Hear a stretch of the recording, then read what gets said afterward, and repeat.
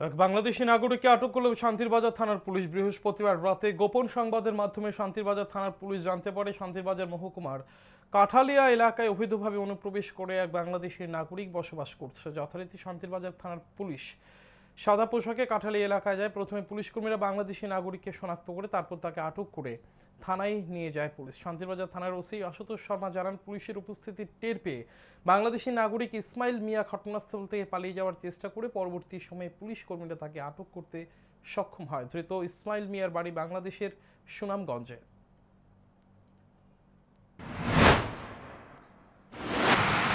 প্রথম আমাদেরকে বুঝতে পারিনি, যখন বুঝে গেছে পুলিশ তখন একটু ভাগার চেষ্টা করেছিল।